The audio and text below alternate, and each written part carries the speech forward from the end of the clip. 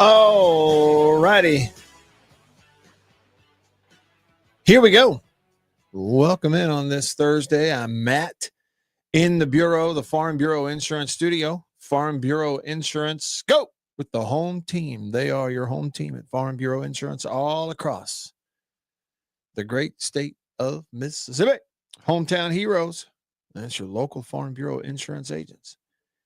Get on in here. What do you want to get into today? Now, it's sort of like Friday. Tomorrow's a travel day. Got to get to Columbia, Missouri, Como tomorrow. So today, here on this show anyway, being a Thursday, much like a Friday, in that it is the last show of this week for this one.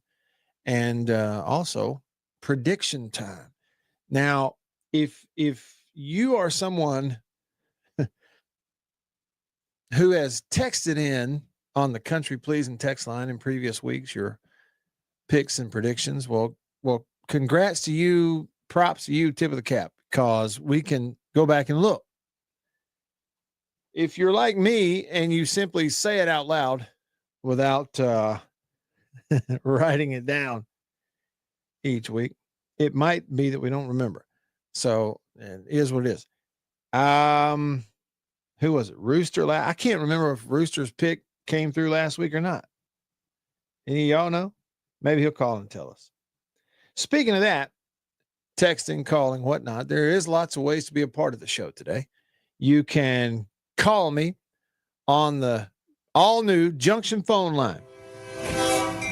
That's right. The number to call, 897-1059. That's a 601 number, 897-1059.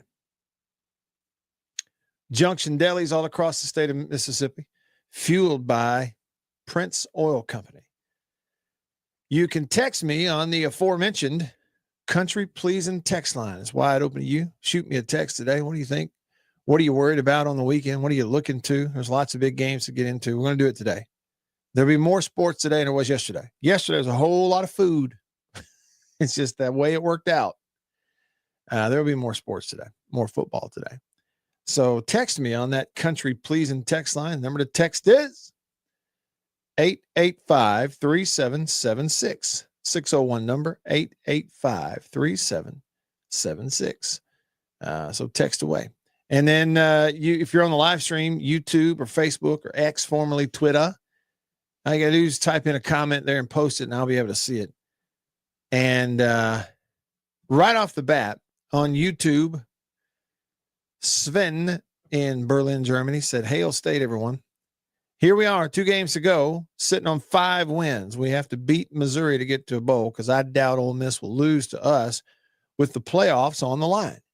So Sven thinks it's Missouri or bust for State. Thinks Ole Miss will come to start and win the Egg Bowl. Gene commented on Facebook and says, State 31-24. Gene's on the record. Put the needle on the record. Gene's on the record. 31-24. State pulling an upset this weekend in Como. What do y'all think? All right. Jason in Flagstaff, Arizona, he texted me and said, how'd the Northern Lights work out?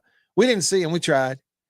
We didn't see them last night. So I don't know if they were seeable or not. I know I didn't see nearly as many pictures of it from other people around here as the night before, so it must not have been as obvious.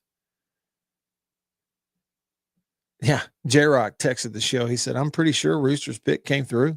He's never missed one. According to him, right?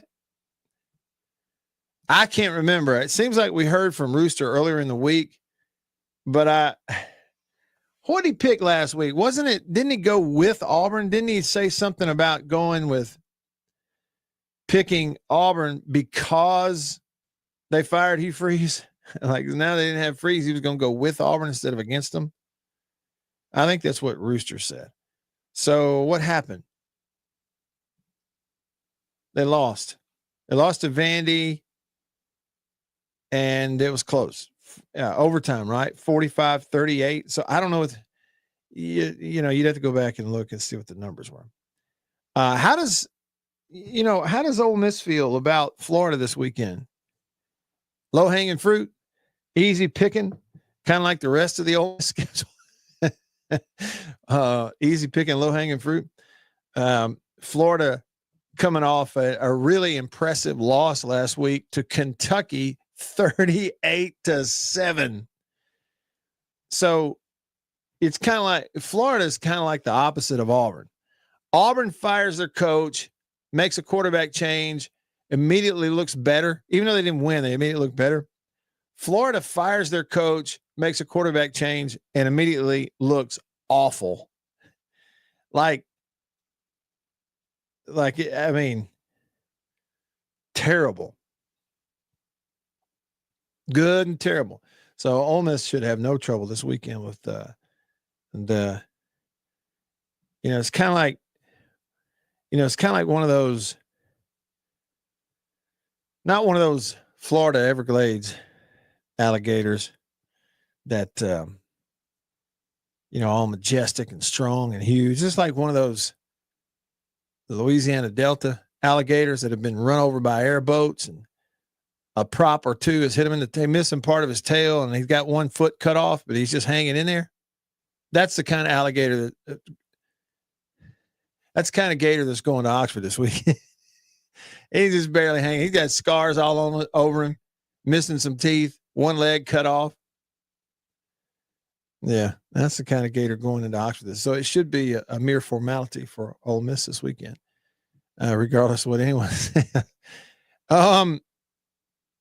So, yeah, but I don't know. I don't know about Auburn. I mean, I don't know what the pick was. I don't remember if Rooster said it was against the spread or straight up or what. He'll have to call and remind us.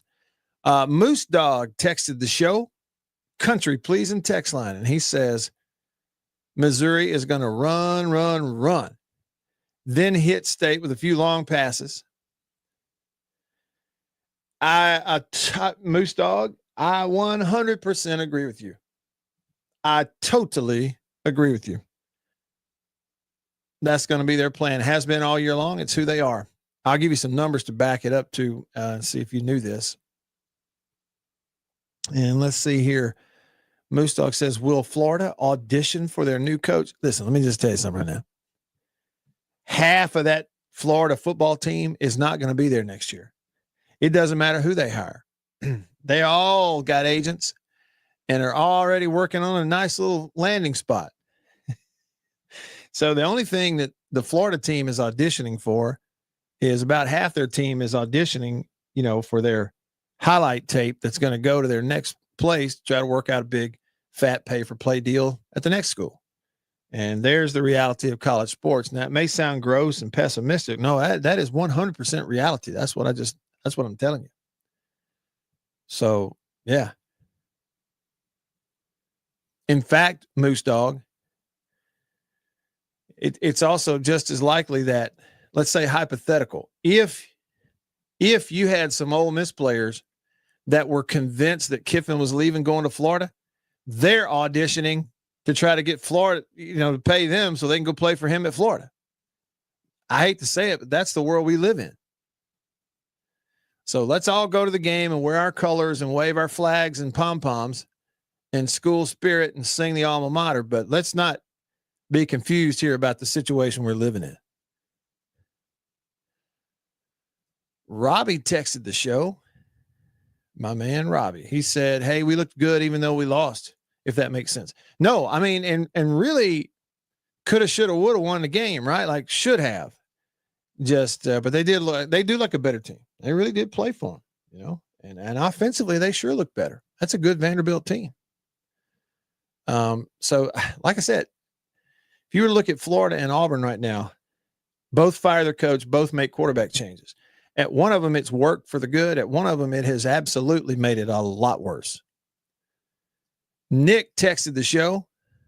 He said, over under blindside sacks on Blake Shapen at 3. Well, you're hoping you get Albert Reese back this week. I think they may do that.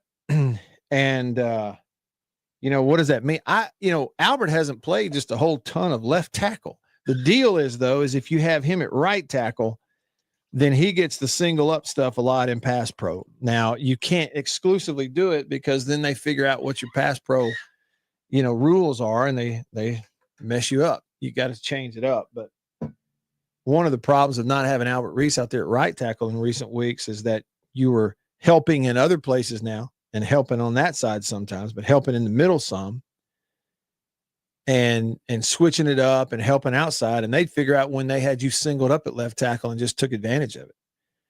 So, you get more of the pieces in the normal rules of who can you single up and when I say single up, like who is the one up front that you don't mind singling him up more often because he does a better job in one-on-one, right? And then you help everybody else, and it's a whole lot better. 3 sounds about right. I mean, that's consistent with the way it's been every week. Nunya texts the show. He's going upset. He said 27-24 State, all caps. Said Shapen comes out late. KT comes in on special plays to score. Moose Dog agreed with me and said, yep, money talks. I mean, that's what today's game is. So there you go. Jason in Flagstaff said, man, I'm torn up over the quarterback stuff. He says, I see it both ways, but seeing that Albert Reese is probable makes me wonder. He says that offensive line isn't great with him, but it's not nearly as bad when he's there. I mean, it's true. And it has been better. Oh, and look, here's some of the numbers I was talking about. I don't know if I really, realized this throughout the course of the year. Hold on. I'm going to try to pull this up. Not game by game. SEC and the NCAA. Here we go. In terms of in the country, Missouri is right up there at the top of the country in terms of running the football. Part of that, I think, is because of who their starting quarterback was. He was just an excellent runner, and sort of how they built their team. They're not a team that's going to light anybody up throwing the ball, or, really just kind of playing to who they are, I think. I'm trying to find that number. Maybe I've scrolled past it. The SEC this week, they sent out the stuff of,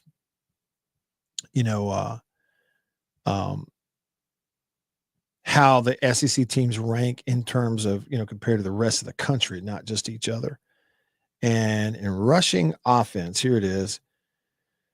Missouri has the number 1 rushing offense in the SEC at 232 yards a game. That's 8th in the country. They're the 8th best overall rushing offense in the country. They are number 1 in the SEC. Now, Arkansas is number 2 in the SEC rushing offense, 17th in the country. A&M is the 3rd best rushing offense in the country. I'm naming off all these teams that State's played here recently. And Georgia is the 4th best rushing offense in the country. I'm sorry, in the SEC, 24th in the country. Anyway, top 4 in the SEC in that order: Missouri, Arkansas, A&M, Georgia, all of State's opponents here recently. So part of that is, well, number 1, no wonder you've given up a lot of rush yards. You're playing the teams who are the best at it. It's not just you. The other side of that coin is, no wonder they've gotten a lot of rush yards because they've played you. State's not been able to stop anybody running the ball. And in terms of doing it consistently running the ball and really living with it, Missouri's better than all of them. Arkansas just gassed you with their run game. Georgia just gassed you with theirs. A few weeks ago, A&M gassed you with theirs. Now it's go up to Missouri and defend their run game. So there's no question like what you're going to see, especially with the backup quarterback, and they don't throw it that well. They are explosive, but they don't throw it that consistently. Their percentage is pretty good. It's just they live running the ball. And that's, to me, kind of what makes Missouri a little different than, say, Georgia. Georgia is so balanced. Not only are they the 4th best rushing offense in the SEC, they're the most balanced offense in the SEC in terms of run pass and hard to defend. Missouri's a little different. Like, it's all run and you kind of know it.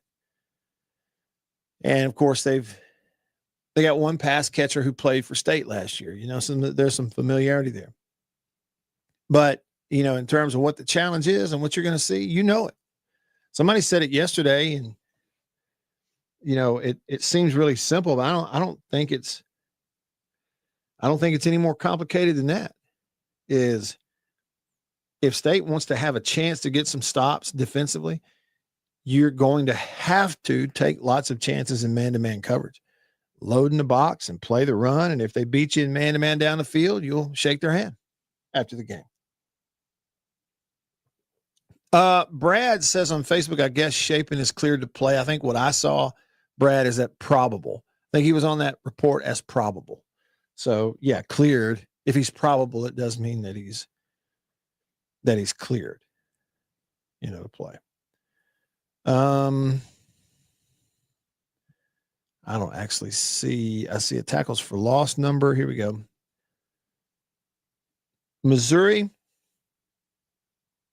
in terms of sacks per game, sacking opposing quarterbacks, Missouri is 5th in the SEC, 18th in the country at 2.6 per game.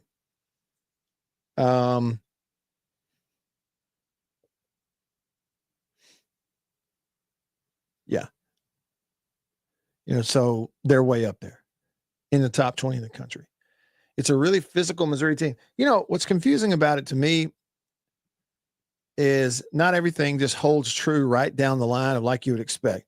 Statistically, Missouri offensively and defensively, against their schedule looks much more like what you want to look like statistically. But there's only 1 or 1.5 games of difference between the two teams, period. I mean, Missouri's played one less game overall. State's got an off week next week, so they'll catch up. But to this point, look, overall, State's 5-5. Missouri is 6-3. They got one more win than you. They play one less game, so effectively they have one less loss, even though it's 2 on paper. State in the SEC is 1-5. Missouri's 2-3. And coming into the year, when we glanced ahead at everybody's schedule, now in the SEC, it's a tighter gap, toughest schedule to weakest schedule than it is in other conferences, because none of them are easy. I mean, but you look at what Missouri has and what their schedule has been. Coming into the year, we knew it was going to be one of the lighter schedules, in the SEC, if not the lightest. And they were right there with Ole Miss in terms of how it shook out, but they are 6-3. They've only won 2 SEC games. They beat South Carolina 29-20, a really competitive game for their SEC opener. They lost a close game to Alabama at home. That's one that I got to see about a couple of quarters. And I was really impressed with Missouri's ability on the line of scrimmage and from a physical standpoint to really kind of go toe-to-toe with Alabama. At one point, Bama took control. Missouri climbed back in it. Winds up a 27-24 game. Alabama won it at Missouri. They went to Auburn and won by a touchdown, 23-17. And then they have just gone with back-to-back losses. Went to Vanderbilt and lost 17-10. Somewhere in there they lost their quarterback, get down to the backup, and then just got whipped at home by A&M 38-17. And what's left for Missouri? State this week, and then road trips to Oklahoma and Arkansas. Now, it won't be an easy trip, certainly, to either one of those places, but, it's winnable games. There's no Georgia on here. There's no, Texas on here.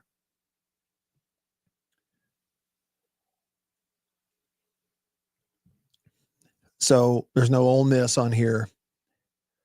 So, they've been dealt a pretty manageable schedule, but they're 6-3, 2-3 in the SEC.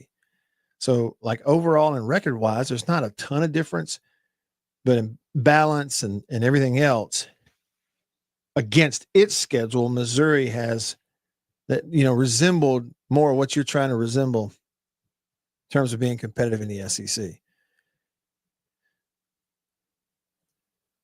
Jason in Flagstaff, Arizona says, What game was that back when Mullen had Russell and Dak, but when they alternated, they did the opposite of what you'd expect. Dak threw and Russell ran. Yeah, trying to switch it up. The game, I think was it Oklahoma State in that season opener that year? You might go back and see if that's the one we're talking about. Moose Dog said Missouri is a bad matchup for State defense and offense. And I wonder about that. I think if I came out of last week's game going, not only is Georgia's team, costing them about twice the amount of money that State's team's costing it. Okay. Then it also, from a kind of a schematic and everything else you look at there, but the style of play the two teams is kind of a bad matchup deal for State, in that Georgia's super balanced and very capable of running the ball behind a huge offensive line with 4 running backs that are all great. State would much rather, I think, play somebody that wants to stand in the pocket and try to throw one-on-ones and every now and then target State leads the SEC in interceptions on the defensive side of the ball. They really want to play somebody that like to put it in the air. But your schedule didn't give you that. It gave you Arkansas, Georgia, Texas A&M, and now Missouri, the top 4 rushing offenses in the SEC. It is big boy football, or it's going to be this weekend. Somebody better step up or it'll get ugly again. All right, just getting started with y'all here on this Thursday. I'm Matt in the Bureau. Back after this.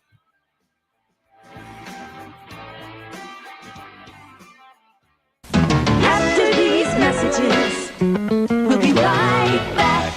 Farm Bureau Insurance in Mississippi. Local agents in all 82 counties. So here's what that means. You have that fender bender, hopefully you don't, but let's say you do at an odd time. Something goes on. It's Saturday night at 11 p.m. You don't have to wait until Monday morning to call some 800 number and talk to someone 3 states away. You've got your agent's phone number right there on your phone because you go to church with him. Your kids go to school together. He lives right down the road. You see each other at the ball games on Friday nights. So it's personal with your local Farm Bureau insurance agent in all 82 counties in this entire state. And if anything does arise and you need to, run it up the chain or up the flagpole, the home offices for Farm Bureau Insurance are in Jackson, Mississippi. It's right here in the state of Mississippi. It doesn't get more local than and personal, the service that you get with Farm Bureau Insurance in Mississippi. I can't recommend them highly enough. And if you haven't, recently, let them give you a quote. Home, life, auto. It's Farm Bureau Insurance. Go with the home team. After these messages, we'll be right back. Well, look at what we have here. Christmas come early. Boom.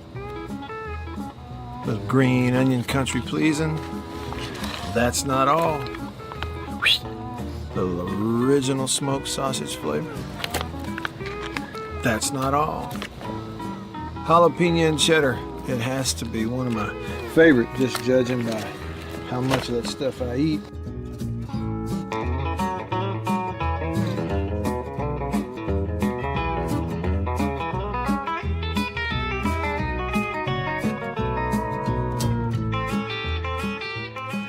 Oh, can't forget. Andouille. Don't be saying andouille, it's andouille. And last, but not least, pork and pineapple, bun size, 3 links, bun size. Look at that right there. Be careful. Come on with it. It's mine. Come here, jalapeno. Oh, that's all mine. Country pleasing sausage.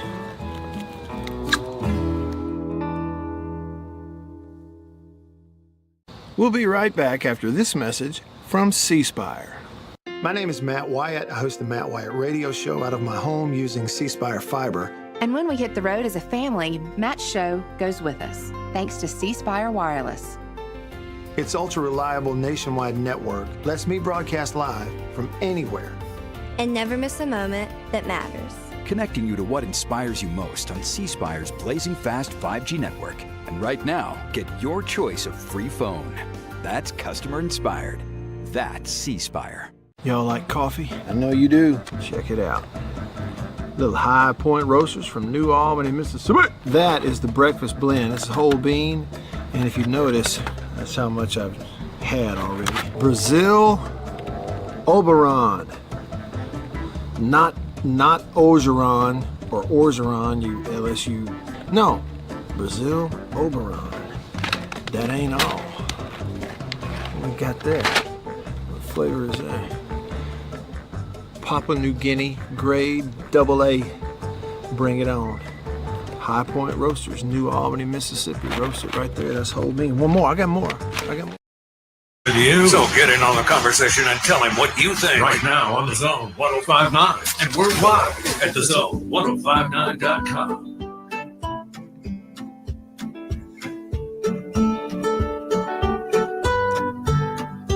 All right, back with you. I'm Matt. In the Bureau, the Farm Bureau Insurance Studio. Farm Bureau, go! The home team. They are your home team. On YouTube, G Bama Boy said Missouri defensive line is outstanding. You know, what I remember, what conclusion I remember jumping to early in that Missouri versus Alabama game was how Missouri was able to physically go head to head with Alabama. And early in the game, like the earliest part of the game, Missouri at home actually had more energy than Alabama did, and fired off and was flying around and actually being a little more physical than Alabama was. Bama, their quarterback, kind of got them back in it and settled that thing down. He was so good, and that's how Alabama got control of the game at one point. Which meant too that there was no, as physical as Missouri was, there was no like advantage for them. Bama was able to match them, right? So that gives a quarterback a chance to kind of take over the game for a little bit, and he did. But yeah, they really have been outstanding. I'm looking at total defense. They're fourth in the SEC. Now this is against SEC teams, conference only numbers, but they are fourth in total defense. Right at giving up 340 yards of offense a game in the SEC. And almost, not quite, but somewhere in the neighborhood of about twice as many passing yards they've allowed than rushing yards. They've been a good rush defense. Teams have not been able to rack up rushing yards. These SEC teams, some of that's their own makeup too. So, it's a little, but you look at total yards,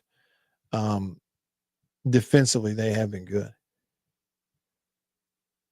And, and it kind of does point to, their offense. How come you only got 6 wins and you're 2-3 in the SEC with a lighter league schedule than some of the others? Well, it comes down to offense. Quarterback got hurt. And I think they had one get hurt before the year, maybe. And then down to Pribula, I think is how you said it. And he could really run, but was inexperienced, made a lot of plays. And then he gets hurt. So that's kind of held them back offensively some. And see, schedule for schedule. He said State's schedule tough like Florida's, and that's it. I think both coming into the year almost unanimously, like people were like Florida and State had the two toughest schedules.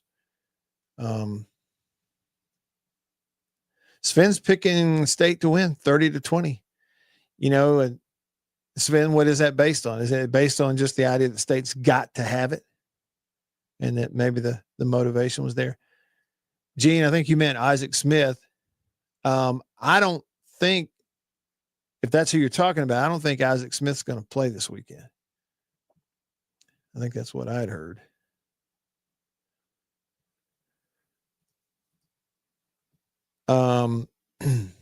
J-Rock texts the show. How does Mississippi State rank in total defense in the SEC this year? Bottom wrong. They are last in the SEC. If you look at SEC only games, State's played 6 league games.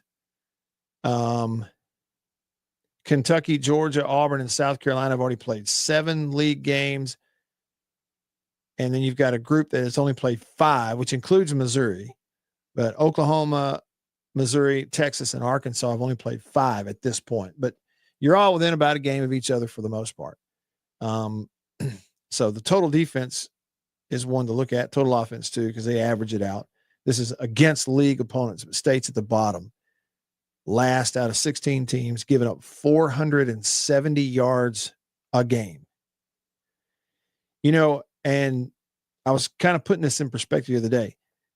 You look at rush defense. It's that same old thing we just talked about a minute ago, that two-sided coin. State has played all these teams that run the ball so well, often and have all year. Arkansas, A&M, Georgia, about to play Missouri. And so State's given up more rushing yards in SEC play than anybody else. But a lot of that has to do with State too. But there are only 3 teams. There are only 3 teams in the league who have allowed over 1,000 rushing yards to SEC opponents. And those 3 are State, Tennessee, and South Carolina. And the difference being that South Carolina's played 1 more game. They've played 7 games. So see, in 1 fewer game, State's given up a handful more rushing yards than South Carolina has. Tennessee in the same number of games has given up a little over 1,000 yards rushing. That's the only 3. Comparatively, like I told you, State through 6 games has given up 1,216 rush yards to SEC opponents. Missouri in 5 games has given up 600. You know, I mean, think about if you're a fan of Missouri or say Oklahoma, how much different it would feel watching your team play and watching your defense play if Oklahoma in 5 games in the SEC opponents have only rushed for 436 yards. State's defense has given up 1,200 yards in 6 games. And, you know, there's been a whole lot of bend, don't break. State's been and statistics will back that up. They've actually been a pretty solid red zone defense, and they've had to be to stay in some of these SEC games because opponents are getting in there. You know, so there's been some bend, don't break. But that's, to answer your question, J-Rock, that's where they stand right now. Sven says, Matt, Missouri is a one-dimensional football team. He said, put 7 big bodies in the box and leave Jones, Brylan Lanier, Jerron Manning to handle business in the secondary. They are NFL guys.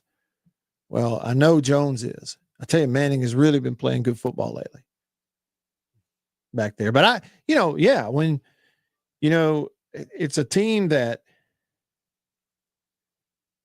they're not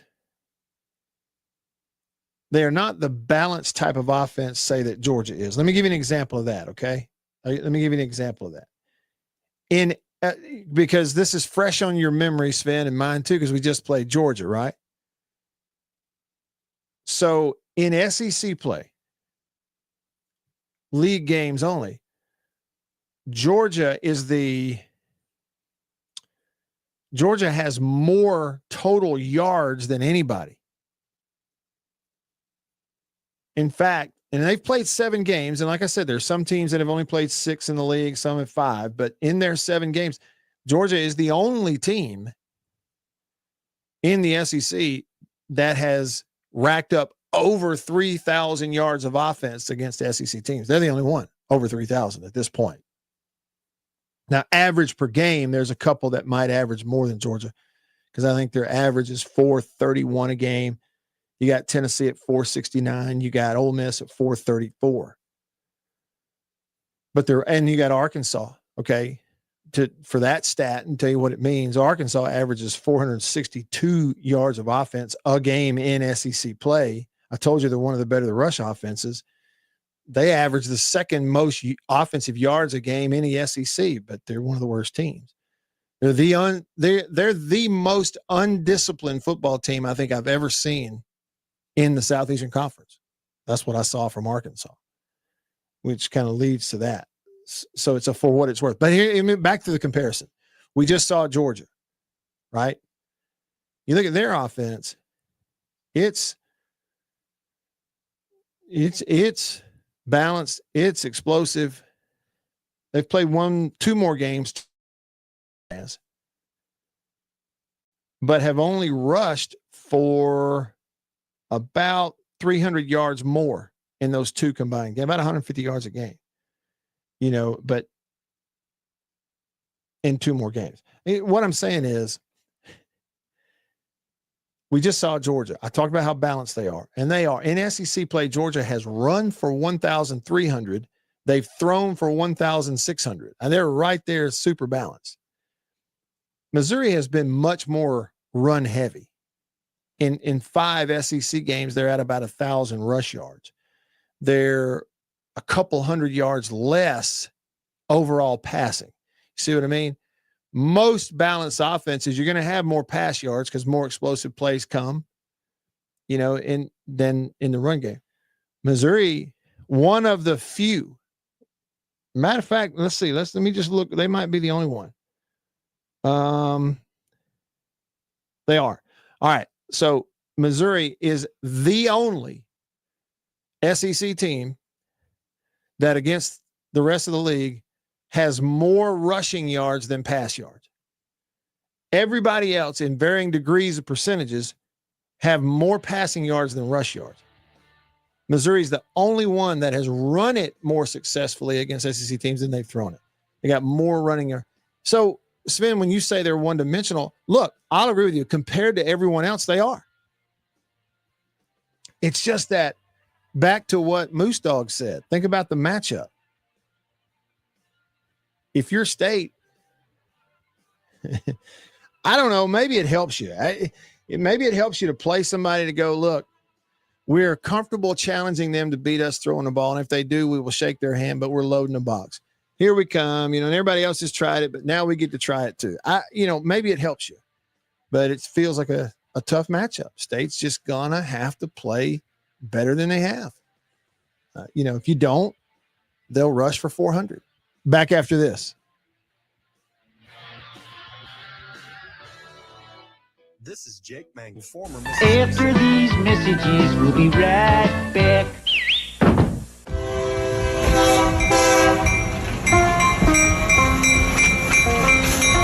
The Junction Deli's, convenience redefined, and Prince Oil Company, a match made in heaven. The Junction Deli, fueled by Prince Oil Company. Prince Oil Company has been fueling Central Mississippi since 1960s. Pretty good little while. Wonderful people. Man, am I ever more tickled that they're a part of the show and I'm a part of their team now.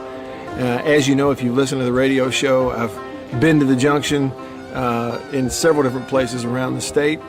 I've bought gas just like you at a lot of places that are fueled by Prince Oil Company, and they are really wonderful people. By the way, that brand spanking new Junction Deli, Chevron, right across the highway from Germantown High School. It's in Canton. We say Gluckstadt. Do you realize they and other Junction Delis, they serve country-pleasing sausage over there on the buffet? They don't get much better than that. The Junction and Prince Oil Company. That's what I'm talking about.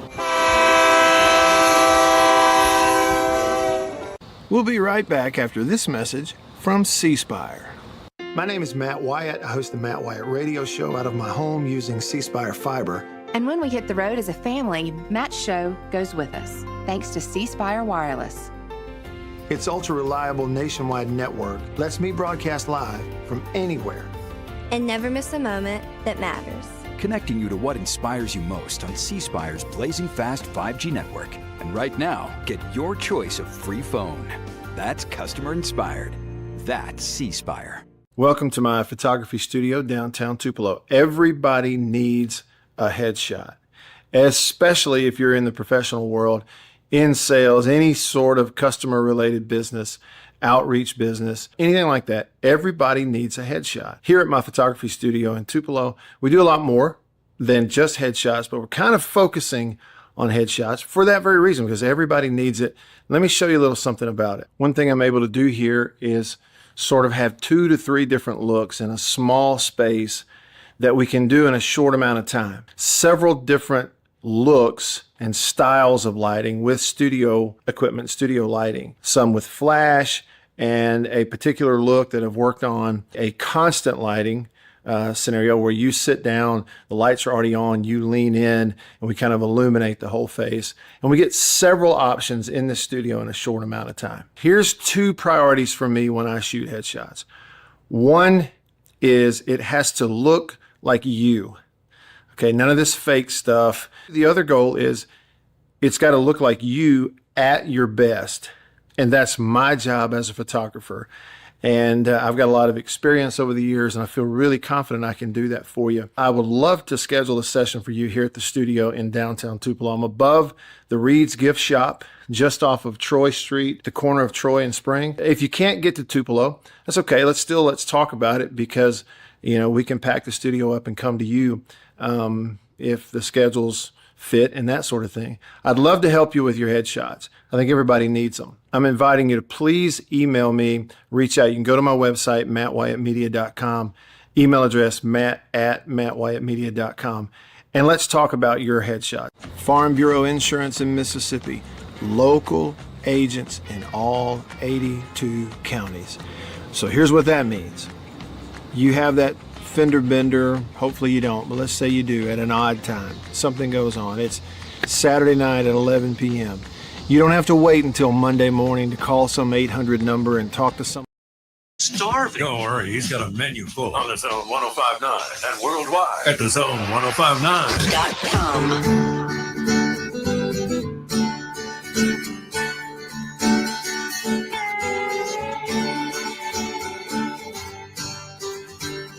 Back with you. I'm Matt in the Bureau, the Farm Bureau Insurance Studio. None you on YouTube, as in none your business. He said, keys to winning: load the box, send the dogs, stop the long ball shot, hit the short routes, and stay on pace. You can't go 3 and out, leave the defense on the field the whole time. That is another sort of hidden thing. I can picture it. I know it's accurate. I can't put a number to it because I haven't gone back and studied it that closely to chart it. But the number of times this year that, in these SEC games, that the opposite of the complimentary thing would happen. And I think it's why, coaches talk about it, complimentary football. Meaning, defense does one thing, opens the door and gets a stop. The offense goes out and does their job, and boom, you just kind of stack up back-to-back good things on both sides of the ball, and it adds to momentum or leads to momentum, and here you go. And State too often has done the opposite of that. And it's why the times that they have had these complementary sequences happen, they really stand out to us, and we'll note them on the broadcast, like there's what we're talking about, is because far too often it would be, let's say, see if this sounds familiar. A team, you took the ball to start the game, so the opponent's going to get the ball to start the second half. And the opponent had a little flurry before half and either closed the gap or took the lead, and now they're coming out second half to double up. And that first drive, defense gets a stop. Offense gets it 3 and out. You see, or go backwards, or it's the consistency deal that coaches talk about, and it drives us crazy to hear them talk about because we're sick of it, and most of us don't understand it. But it really is true. It's this deal. If we run 10 plays, how many of those 10 plays in a row do we run without fouling it up? Because if it's all 10, we got a chance. If it's 9 out of 10, that's great. It'll be 50-50. If we can only run 8 out of 10 without fouling up, we punt every time. There. I mean, it's really, that's kind of what it is. All right, over to the phone. The Junction phone line, fueled by Prince Oil Company. They've been fueling Central Mississippi since 1960. Rooster, thanks for calling. Now's your chance to get your picks in. What's up? I can't hear him. Rooster, you there? Hey, Rooster, call us back. The connection's not working. So call us back. We'll try it again. We got to see where he was. I can't remember if he won his pick last week. Let's see what his pick's going to be this week. CB95 texted the show. He said, recipe to beat Mizzou, load the box, dare him to throw it. Melissa in Starkville, hey, thanks for the picture. They went to the Junction. How about that? Said, hey, Matt, getting to listen to you on the actual radio today. Had to come to Jackson and stopped at the Junction in Gluckstadt. Had to get some of their Hebrews coffee. There you go. Look at them young. Look at that young couple out there posing for a selfie in front of the Junction sign. It says convenience redefined. I got the train on it since 1960. I'm glad y'all stopped through there.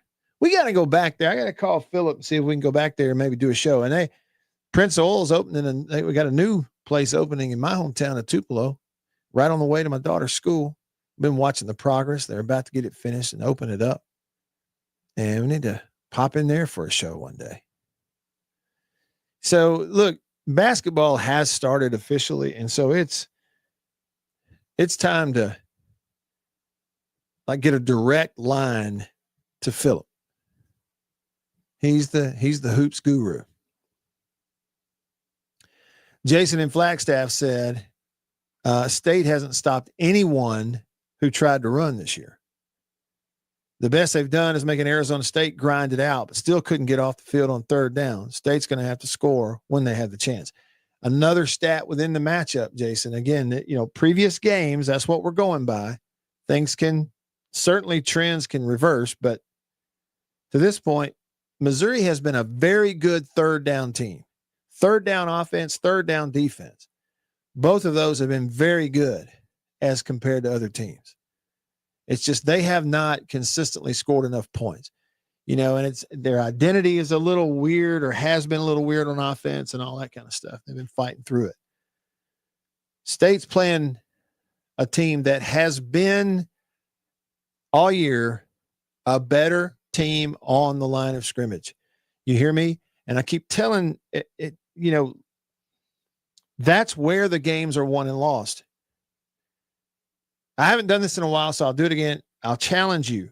You could do it tonight if you're not going to a high school game. You could do it Saturday. Watch a game that is teams that you don't care about, so that you're not emotional about whether one team scores or stops, right?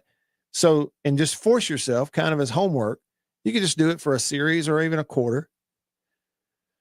Pull up a game, watch a game. You don't necessarily care about the outcome. Force yourself to put your eyeballs only on one lineman. Just pick one out and force yourself to almost put blinders on and go, I'm just going to watch this lineman and just see how it looks, to only watch him, not even be distracted by wanting to look over and see and you're watching TV, so they'll show it to you in the line of scrimmage.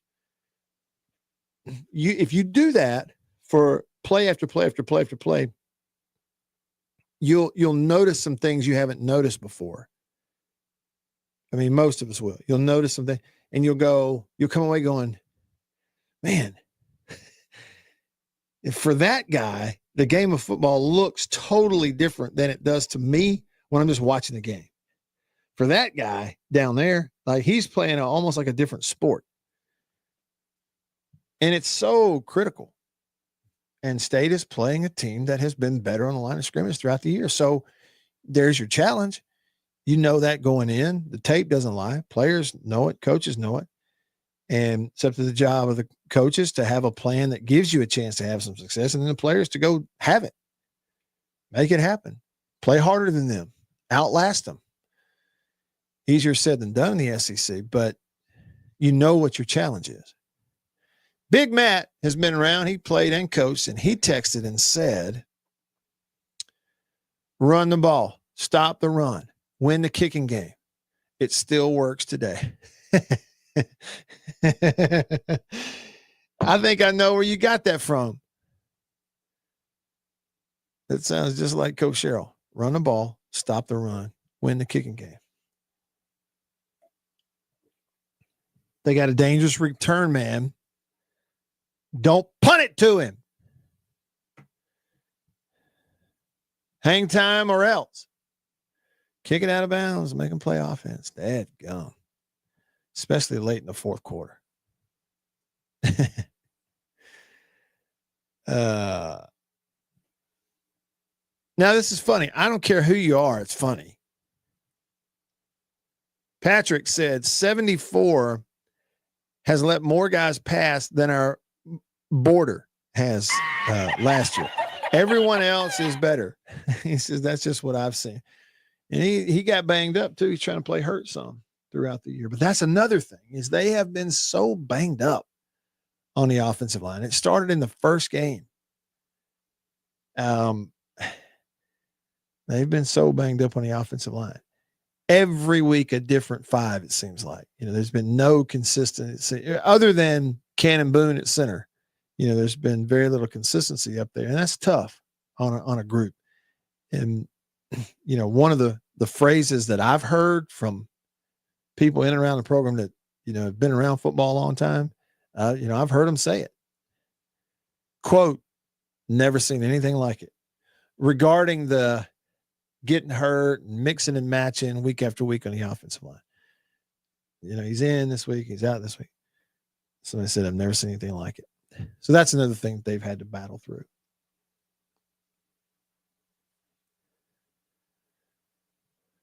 Sven says on YouTube, Matt, all those Missouri stats are from an offense with Prebula. Did I say it right? Prebula. Without him, they are a completely different team, he says. We should beat them without any problems. And he says, I really believe this. Then he said, Tennessee Vols syndrome, same as Reese. Dirty teams play dirty football, and they cost us at least 2 more wins. I hope Heupel leaves them and goes back to losing to Georgia State. Why? Because of the injuries in the Tennessee game? You feel like it was a dirty play? I don't know what to make of Tennessee. I really don't. Res Dog texted the show and said, run the ball, stop the run, win the kicking game. He said, unfortunately, MSU is the opposite of all those. They have been in some of the games, but you certainly know what the challenge is. You know what the challenge is. All right. Hour 1 is in the books here on this Thursday. It feels like a Friday for me. Tomorrow's a travel day. We'll get some previews going. Other SEC games are going to happen this weekend, and some really good ones, in fact. So we'll chit-chat about that when we come back. I'm Matt in the Bureau, the Farm Bureau Insurance Studio. Back after this.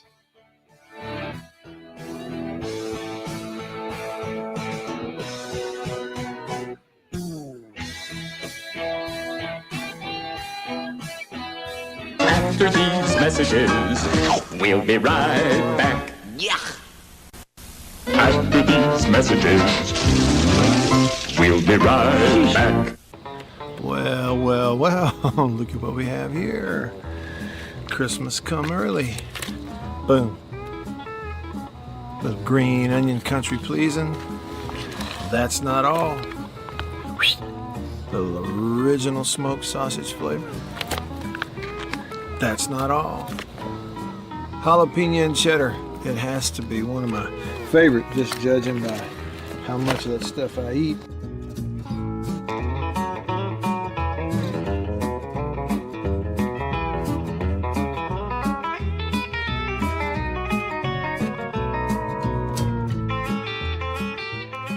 Oh, can't forget.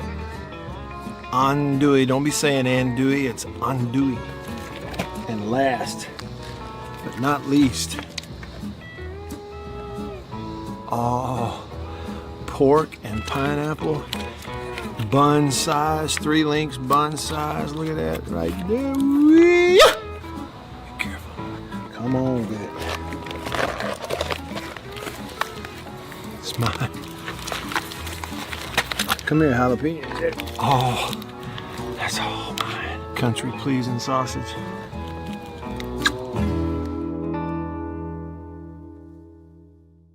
After these messages, we'll be right back.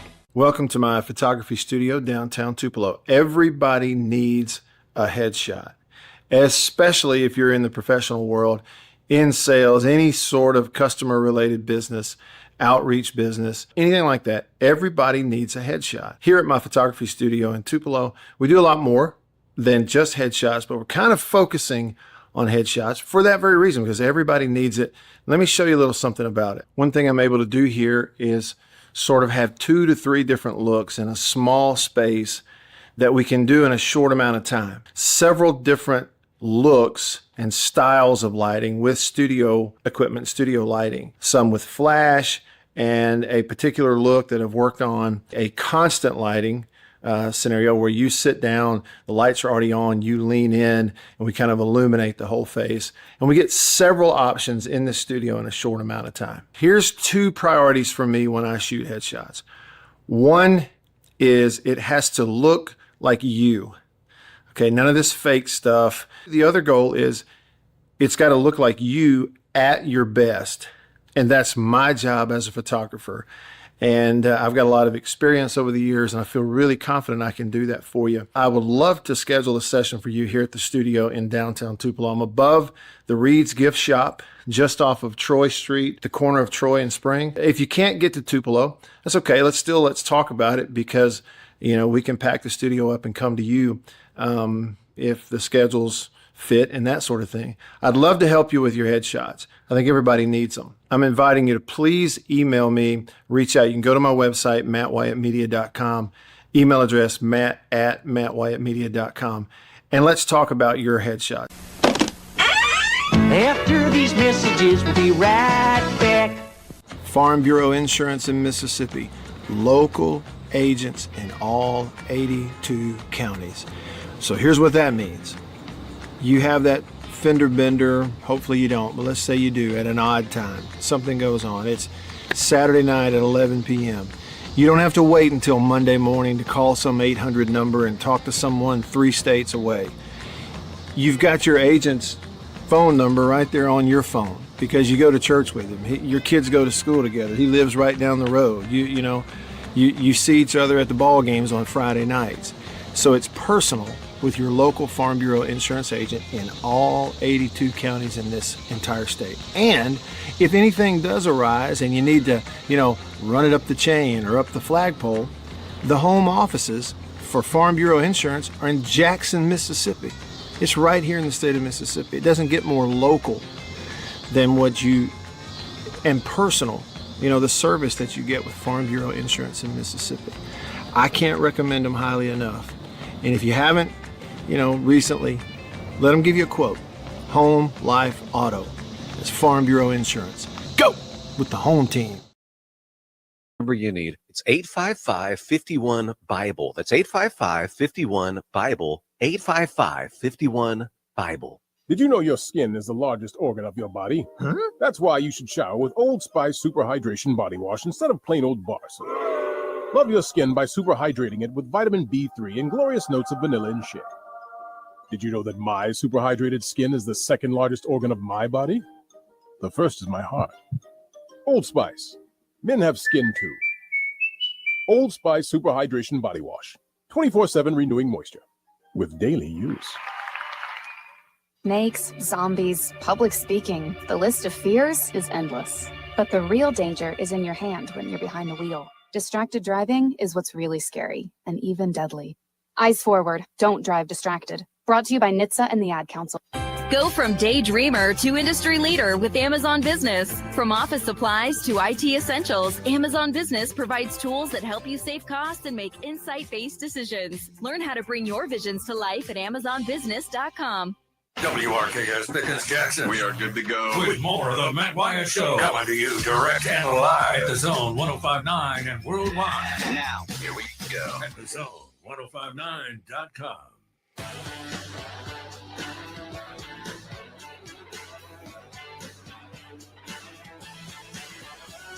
Yo! Hour 2 of the show, off and running with you. I'm Matt in the Bureau, the Farm Bureau Insurance Studio. Farm Bureau, go! With the home team. They are your home team. Staying connected to you because of C Spire, the #1 network in Mississippi. C Spire, customer inspired. Check them out, cspire.com. G Bama Boy says top 10 basketball matchup tonight. Number 2 Purdue versus number 8 Bama. Okay. That's great. That's good.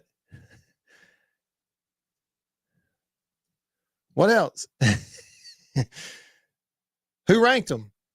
Hey, let me just go. All right, look, basketball season started. Let me just get this out of the way. It won't take long. It really won't take long.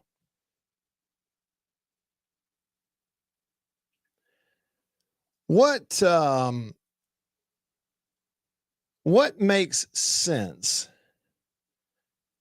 about ranking college basketball teams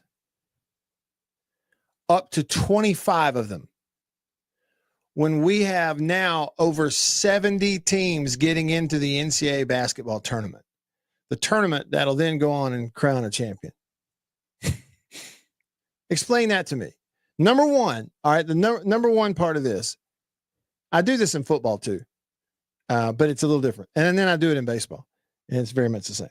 With basketball, it started. So here we go. Number one, why are we ranking 25 teams when over 70 are going to get in the tournament that will actually determine who the champion is? Number two, G Bama Boy, why is anyone ranking college basketball teams at the beginning of the year? Oh, well, yeah, she's got to have, tell us who's who and have a big matchup, top 10 matchup. Oh, really? Why?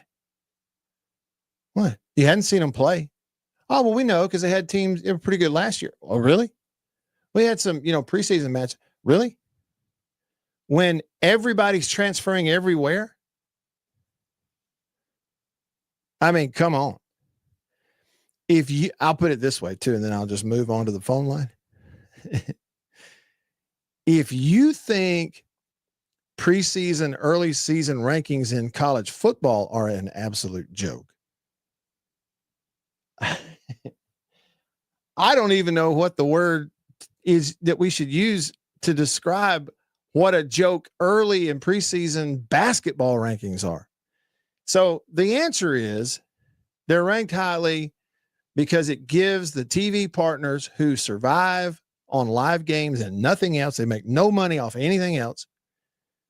It gives them a nice little round number to put beside them and promote the product.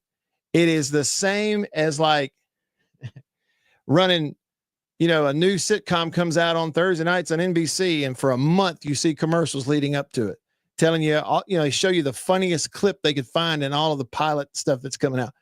It's no different. That's all the preseason rankings are. They mean absolutely nothing. All right, over to the phone. The Junction phone line, fueled by Prince Oil Company. They've been fueling Central Mississippi since 1960. The Hawk himself. Line one, Chicken Hawk. Let's see if this works. I couldn't hear Rooster a while ago. Chicken Hawk, you there? Yeah, Bob, you doing all right? I'm doing great. Good to hear your voice. Yeah, good to hear yours. Look at him, man. I kind of caught the tail end, but y'all kind of took what I was going to talk about away. But let me get on about watching the Fat Boys, like you said. Right. See, I taught Lou Bell how to do that. I got my binoculars, and we get up and I said, now look here, you want to really see what football's about? Take these binoculars, watch them Fat Boys down there where Daddy played at. And I said, you can really see what's going on. You see the snot running down their nose, man. You see them spitting boogers out. You see blood on their breeches and all that kind of stuff. I said, man, that's where it's at down there. And so I got Luke. It's kind of hard. But if you really want to watch football, dude, you are right.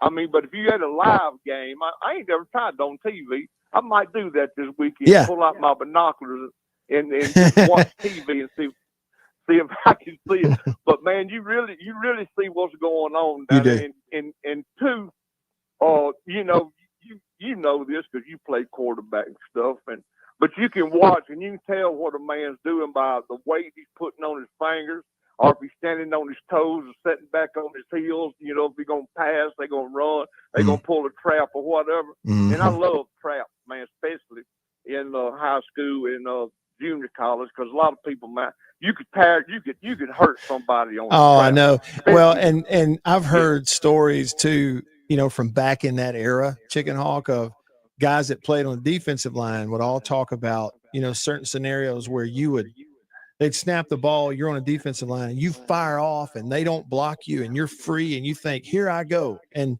then it hits you. There's a reason they didn't block me. And about that, you can't even get your head around, and about that time, wham, right in the side, you know. Bam. Yeah, you look like a deer in headlights, man. You standing there, and everybody just opened up a big hole. And yes. Oh, Lord, here it comes. Hit that old soup bone. That's and back in my day, we didn't have helmets. Our helmet was like, until I got in high school, and then they come out with them little square foam things. But in junior high and crap, we had them old helmets that had the nylon banding in it like Army helmet. It had one little old round rubber donut in the top. And Bubba, when you that's what our coach used talking about. That first play of the game, he said, get in a jock strap. And that's true. You first play of the game, man, if you just ran back in them days, offensive line had the bosom block. We called it different, but this is a clean family show. So we had the bosom block on offense, and the defense could use their hands. You know, it wasn't a real fair deal back in them days.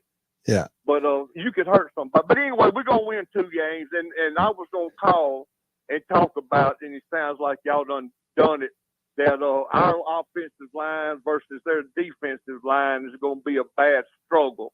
Yeah. But what do you think about Taylor? Don't you think we ought to go ahead and put him in? Well, finish out the season? Here's the thing, Chicken Hawk, is what you just said about the offensive line. See, and there's a reason I'm not in there coaching, getting paid to make those decisions. You know, I'm on the outside looking in just like y'all, but I'm looking at it going, you know, if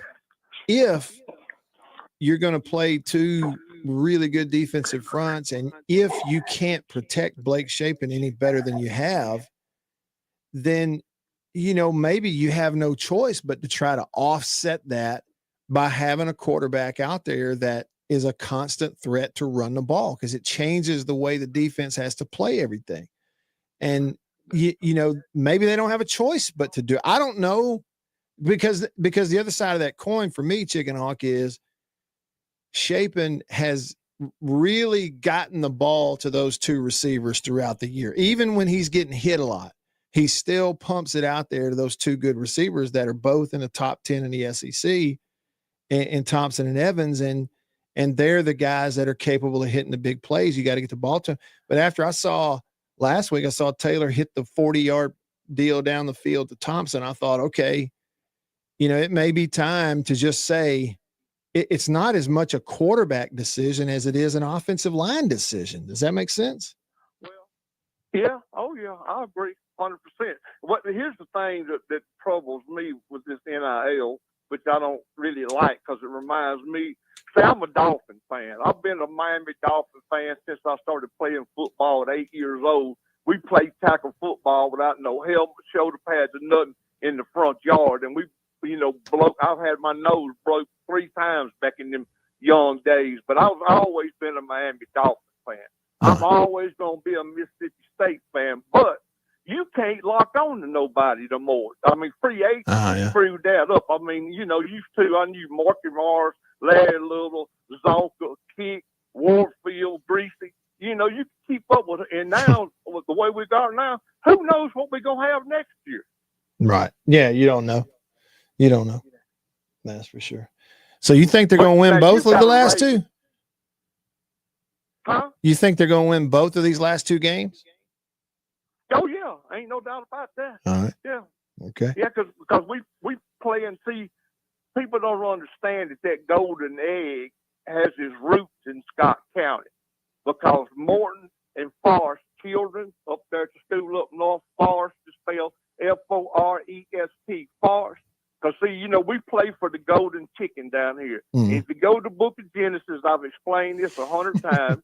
The rooster comes first, because all males were born first. God created the male first. Then he created the chicken, and it took a rooster and a chicken to have an egg. Okay. And so we play for the golden chicken down here, which laid the golden egg, which us in the school up north play for every year. That's the way history has it. Okay, From the got beginning. it. Got it. When God said, let it be, then that's what it was. Yeah. You know what I'm saying? Yeah. And I got something too. But I know it's about my time. I'm looking at the clock up there.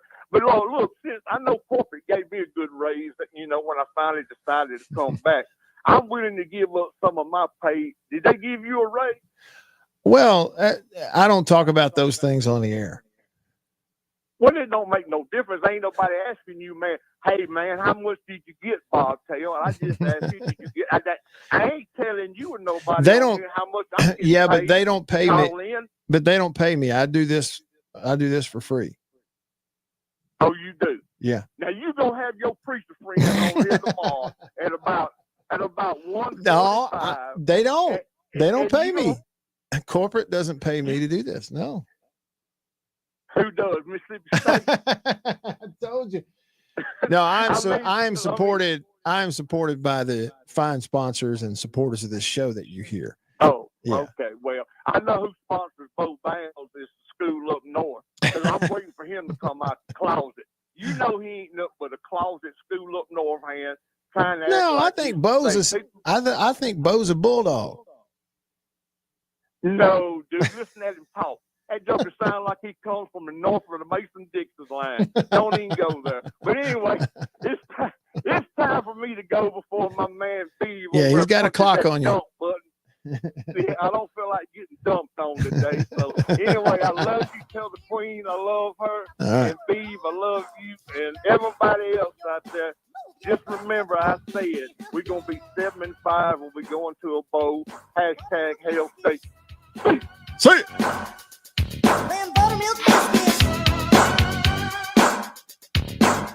Mr. Buttermilk Biscuit, Chicken Hawk himself. Robbie texted in during that, and he said, Matt, it's awesome to hear Chicken Nugget back on the air. I'm call him Chicken Nugget. I love that guy. I think we did let him go over the time limit, though. All right, we'll stay on the all-new Junction phone line. Line 2, it's Rooster. What's up, Rooster? Yeah, hypothetic. To follow Chicken Hawk. I thought.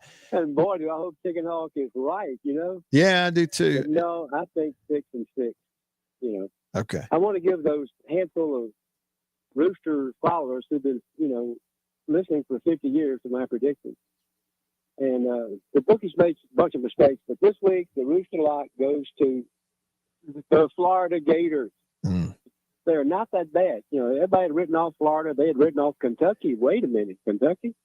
But Florida will play Ole Miss good. They won't lose, but I think the line is 16, 17, 18, whatever it is. No, they'll play them closer. You think so? I backed into a corner on the other pick. Backed into a corner. I don't have a choice. I have to pick the Bulldogs, not Sanford Stadium Bulldogs, Octavia County Bulldogs against Missouri, even though it's in Columbia. I think the spread is 7, maybe 7.5. You got to take the Bulldogs because they got to win this game. Okay. We don't want to go we don't want to be 5-6, obviously, playing Ole Miss. No, they got to win this game. Like I said, backed into a corner. Yeah. They'll play. It'll be close. It'll be close. It'll be like all their games, go down to the wire. It won't be any different. Let's just hope that the Bulldogs can win. But take the Bulldogs and the 7 points or the 6.5 or whatever it is. Take the Bulldogs. Right. That's a lock. Okay. And listen, I can't no way to follow Chicken Hawk, but I'm glad he's back. Thanks, Matt. Yep. Thanks, Beaver. Appreciate you, Rooster. God bless, God bless you. So he's got Florida on the road and State on the road. Man, the only thing about Florida is, okay, they in every way actually looked better and more competitive before their coaching change. I mean, they beat Texas. They beat State, even though State could have, should have, would have kicked at the end, all that stuff. But, you know, and since then it has just been, and look, they didn't just lose a game last week. So I'm talking about Florida. They didn't just lose a game last week. Okay. They lost to Kentucky, who's good and terrible. All right. They didn't just lose to Kentucky. They got absolutely demolished by Kentucky. Kentucky beat them 38-7 last week. They're getting worse and worse and worse and worse and worse. They, you know, Florida has completely and utterly packed it in. Kentucky beat Auburn the week before 10-3. Guess what? Auburn looks a whole lot better since after that game, they fired Hugh Freeze. I know it's only one game, but I mean, Kentucky, they lost to Tennessee 56-34. Lost to Georgia 35-14. They lost to South Carolina 35-13. Kentucky's, people go, oh, well, they played Ole Miss close. Okay, fine. Week 2, they hosted Ole Miss, went up there and kind of sleptwalked to a 1-touchdown win. Kentucky's terrible. It has been all year long. And last week just absolutely destroyed Florida 38-7. And on top of that, like, consistently throughout the year. And again, coaching change, quarterback, all this kind of stuff. Florida has scored the least amount of touchdowns of anybody in the SEC against good competition. In league play, Florida has scored 11 touchdowns. That's tied with LSU and Oklahoma as the fewest.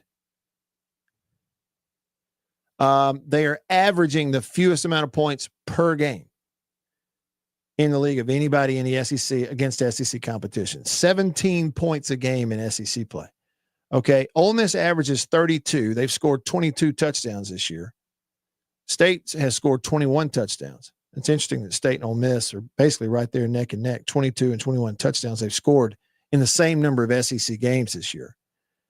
But, you know, it's just one of those things where, you know, maybe Rooster's right that some spread number happens. Like, let's just say what did he say? 15, 16 point spread or something like that. So maybe it is. And maybe Florida loses by 14. Okay. But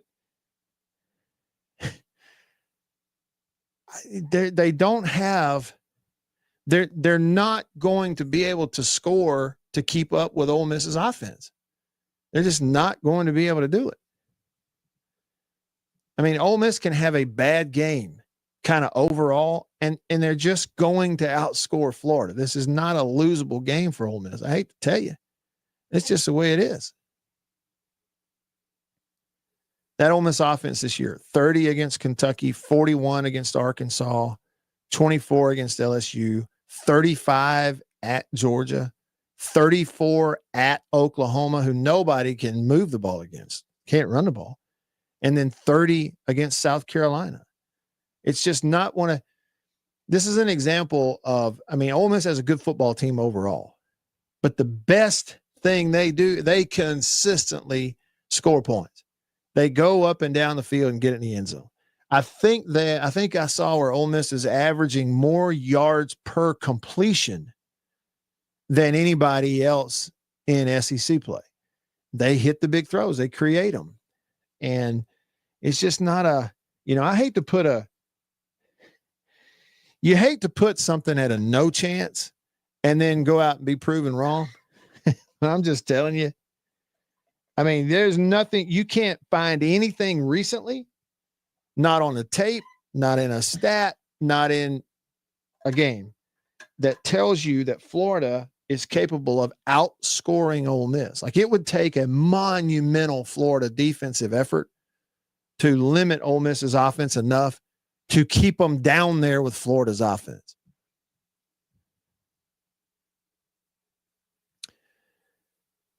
Robbie texted in. He said, I love that guy. Talking about Chicken Hawk. Grumpy texted the show and said, Matt, Grumpy never goes to a football game without binoculars. And he said, good to hear from Chicken Hawk. Have a great trip to Mizzou. Gotta love I-40. I know. Hail State, he says. And then he said that he is of the opinion that both State and Ole Miss will win this weekend. Scott from Philly says, I totally agree with Chicken Hawk. 7-5. State's going bowling. Hashtag Hail State. Dog Tired in Florence said, I was literally eating a piece of pecan pie during Chicken Hawk's call. Well, Dog Tired, what other way is there to eat a pecan pie other than literally? Just kidding. Just joking. Most Superior Unnamed Texter says, I'm so glad the great Chicken Hawk is feeling better and gracing us with his call. That fellow is awesome. And he sounded good too, didn't he? He sounded like himself a little bit there.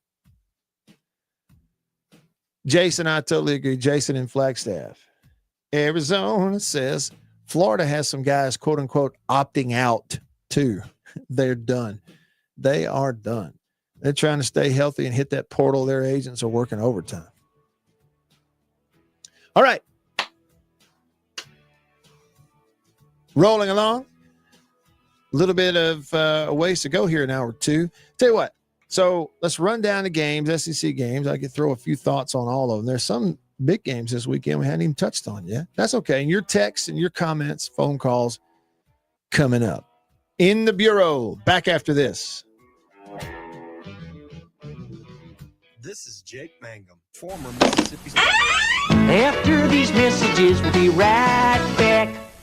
Hey y'all, Matt Wyatt here. Each week on the Mississippi Outdoors Podcast, we talk with the people who live it. Hunters, biologists, game wardens, local celebrities, and storytellers that know Mississippi better than anyone. Those bass come up there and attack them. You know how mean bass can be there. You're never going to believe this. Matt Wyatt just talked about your deer on the radio. I said, what did he say? He said, it was Photoshopped. And I said, what? They don't know anything about hunting. They just have never had that right, that freedom. Dude, that's us, man. That's what we do. So tune in. Be inspired, and we'll see you outdoors.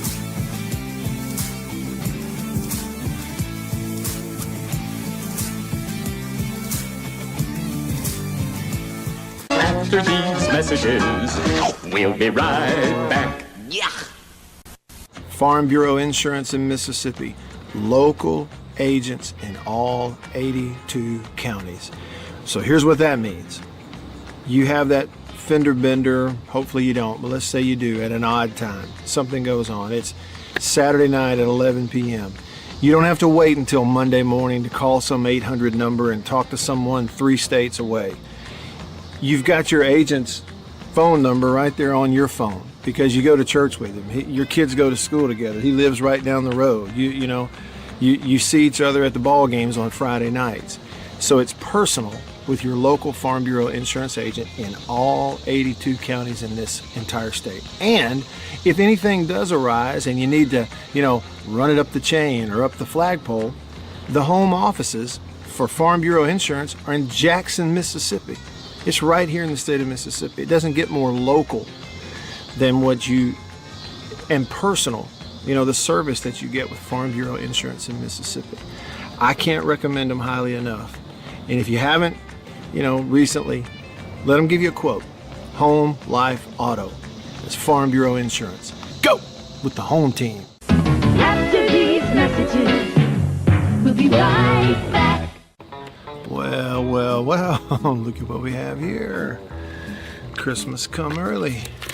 Boom. Little green onion country pleasing. That's not all. Little original smoked sausage flavor. That's not all. Jalapeno and cheddar. It has to be one of my favorite, just judging by how much of that stuff I eat.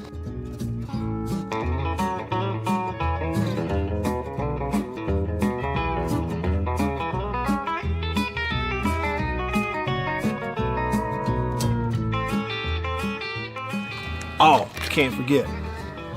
Andouille. Don't be saying andouille, it's andouille. And last, but not least, Oh, pork and pineapple. Bun size, 3 links bun size. Look at that right there. Whee! Be careful. Come on with it. It's mine. Come here, jalapeno. Oh, that's all mine. Country pleasing sausage.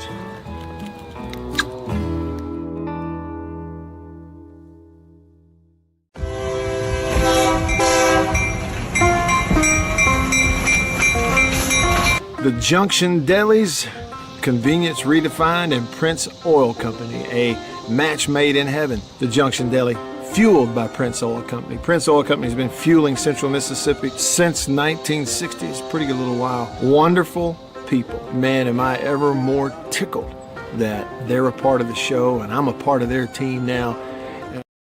Slide at thezone1059.com.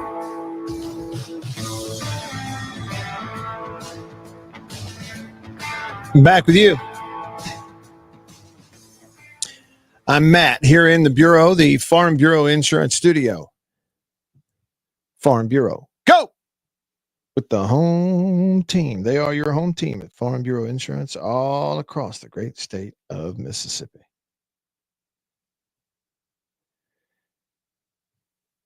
Hey, Beeve, is Warren still hanging on? Has he stuck around?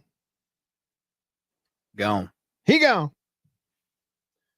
He gone. All right. Hey, y'all, this is genuinely funny. Like during the commercial break on the live stream on Facebook, Jared left a comment and, I read it and I genuinely did laugh out loud all by myself here in the Farm Bureau Insurance Studio. It's just the thought of it. It's a good, funny thought. He said, Florida should have a jumbotron on their sideline showing Scott Strickland and Kiffin talking just to mess with everyone. I mean, think about that now. Think about how funny that would be. I mean, really, like, pull this stunt where, because look, you're not going to win the game. Okay. If you're Florida, if you're Florida and you're Scott Strickland, look, I'm sorry. I know you don't want to create a sideshow. Okay. But you're not winning the ball game. Yeah. You may keep it close and like make Rooster happy on his lock of the week, but you're not winning the game, right? No. So here's what you do. Everybody has a production crew, video crew in Florida, and everybody else does. And so tell them, hey, I'm going to be walking around, pregame early. It'll be before, like while specialists are out. But Scott is going to go over and just shake Lane's hand like he does everybody else. And we need a couple of angles of that. We're going to come back. We're going to cut that, put it on a loop, and we're going to raise a video board towards the side, the fans, where they have to see that throughout the game. Like you're sitting over there, you bought your ticket to the Ole Miss Florida game, just minding your own business. You're on the home side over there behind the Ole Miss sideline. I mean, the Florida sideline. I mean, I guess so. I guess it'd be the other side, right? But you could make it, you wouldn't want to block anyone's view, but just big enough that you could like roll it back and forth. And everybody on that side looks down and they see this bright screen down there and it's just on loop. Your AD talking with the Ole Miss coach before the game. I love that idea. Absolutely love it. In fact, why, of all the hacking that goes on in the world, there are hackers everywhere. They can hack anything. Have y'all watched any of those YouTube videos of like some hacker will tap into the video system, where these robocallers are coming from, these telemarketers like overseas, and he'll tap in and tell them what's on their computer screen and shut their computers down and stuff. And he does it all remotely via hacking them. Okay. Why of all the hacking that goes on, how come no one has figured out yet how to hack into somebody's video board during a game in their stadium? Because, see, that's pretty benign, meaning if you get caught, it's not like they're going to send you to super duper prison for that. Right? And you're some genius Florida undergrad, go in there and hack their video board and put up some AI video that didn't even happen. It's fake AI video of Kiffin and like wearing a Florida hat, visor, hanging out with Steve Spurrier. Pop it up on their video board and just drive them crazy. Because here's the sad thing about that. If you did that, something along those lines, like all the young people, not all, a lot of the young people are going to laugh. They're going to okay, they got us. It's pretty good. And we're winning. There's going to be some old heads that are going to be losing their minds. Where'd that come from? I saw Kiffin. He had on Florida stuff. He must have. They didn't mean for that to get out and put it on the video board. That'd be great. I mean, what's better than humor? Really? What's better than humor and laughter?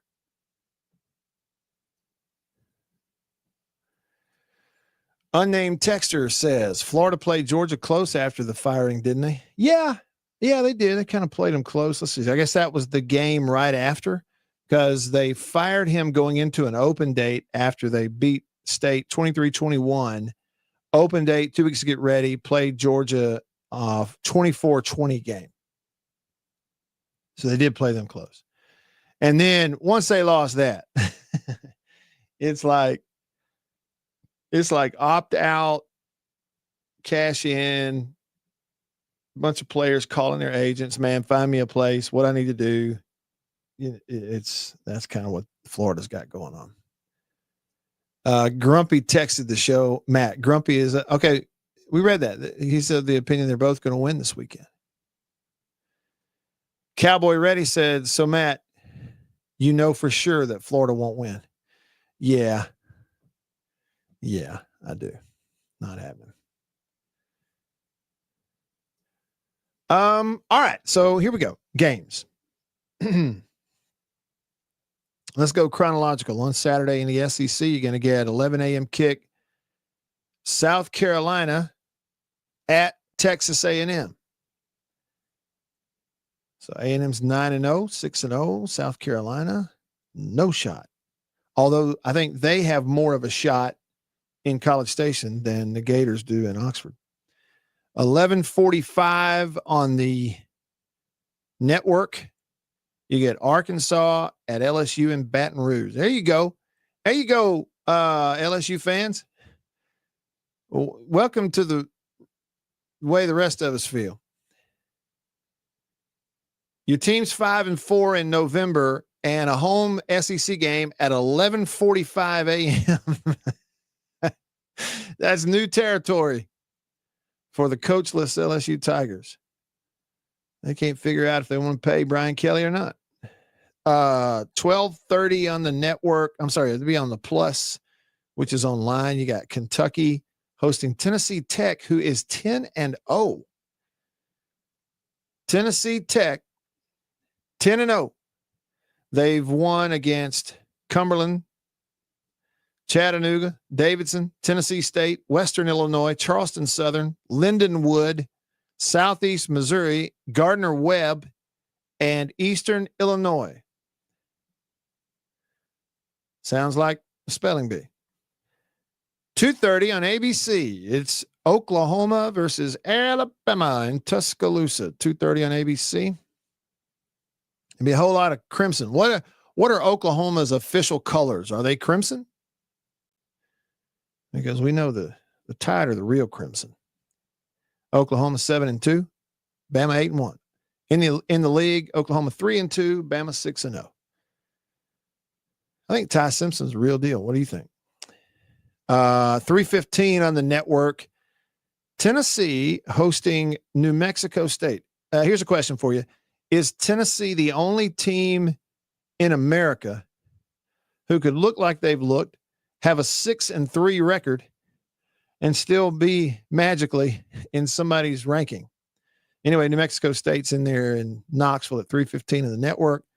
The Florida Ole Miss bloodletting will be on the acronym, the worldwide spineless acronym at 6 p.m. And if you're like me, even if you could, you wouldn't see it because you're not switching TV carriers just to follow ESPN around. And then at 6:30 on ABC, you get Texas at Georgia. Now, what do you think about that game? What do you think about that game? It's probably one of those where it's going to be like an getting over the hill moment for Arch Manning. I don't know if Texas is going to beat Georgia, but I think they're going to play with them.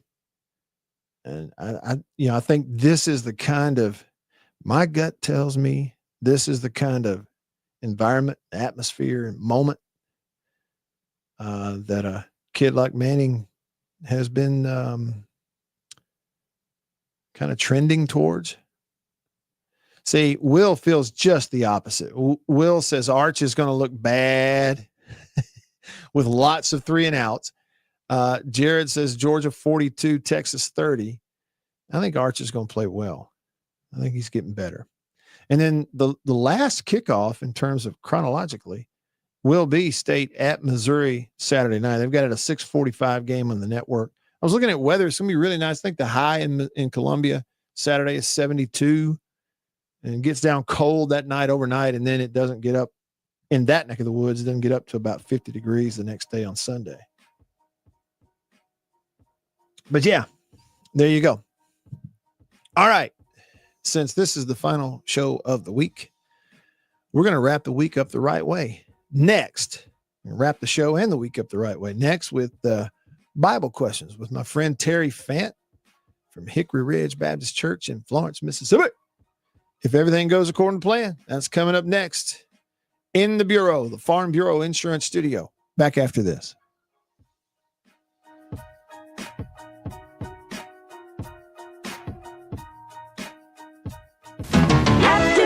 Messages. We'll be right back. Farm Bureau Insurance in Mississippi. Local agents in all 82 counties. So here's what that means. You have that fender bender, hopefully you don't, but let's say you do at an odd time. Something goes on. It's Saturday night at 11 p.m.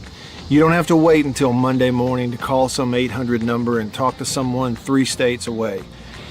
You've got your agent's phone number right there on your phone because you go to church with him. Your kids go to school together. He lives right down the road. You see each other at the ball games on Friday nights. So it's personal with your local Farm Bureau insurance agent in all 82 counties in this entire state. And if anything does arise and you need to, run it up the chain or up the flagpole, the home offices for Farm Bureau Insurance are in Jackson, Mississippi. It's right here in the state of Mississippi. It doesn't get more local than and personal, the service that you get with Farm Bureau Insurance in Mississippi. I can't recommend them highly enough. And if you haven't, recently, let them give you a quote. Home, life, auto. It's Farm Bureau Insurance. Go with the home team. After these messages, we'll be right back. Well, look at what we have here. Christmas come early. Boom. Little green onion country pleasing. That's not all. Little original smoked sausage flavor. That's not all. Jalapeno and cheddar. It has to be one of my favorite, just judging by how much of that stuff I eat.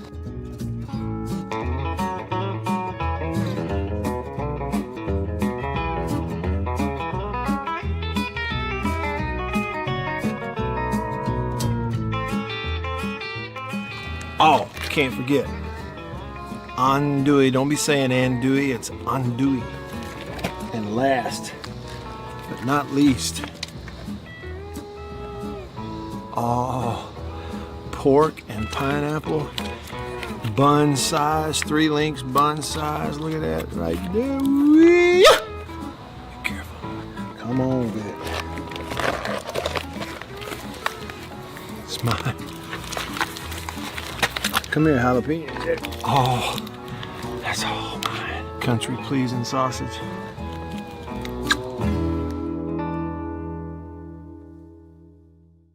We'll be right back after this message from C Spire. My name is Matt Wyatt. I host the Matt Wyatt radio show out of my home using C Spire fiber. And when we hit the road as a family, Matt's show goes with us, thanks to C Spire Wireless. Its ultra-reliable nationwide network lets me broadcast live from anywhere. And never miss a moment that matters. Connecting you to what inspires you most on C Spire's blazing fast 5G network. And right now, get your choice of free phone. That's customer inspired. That's C Spire. Y'all like coffee? I know you do. Check it out. Little High Point Roasters from New Albany, Mississippi. That is the breakfast blend. It's a whole bean. And if you notice, that's how much I've had already. Brazil Oberon. Not Orgeron or Orgeron, you LSU. No, Brazil Oberon. That ain't all. What we got there? What flavor is that? Papua New Guinea grade AA. Bring it on. High Point Roasters, New Albany, Mississippi. Roast it right there. That's whole bean. One more. I got more. Ah, tried and true. Magnolia blend. High Point Roasters coffee, New Albany, Mississippi. It is the best. Single origin from all over the world. Blends that they have come up with over the years are the oldest coffee roasters in Mississippi. With Matt Wyatt right here, right now on the Zone 1059 and worldwide at the Zone1059.com.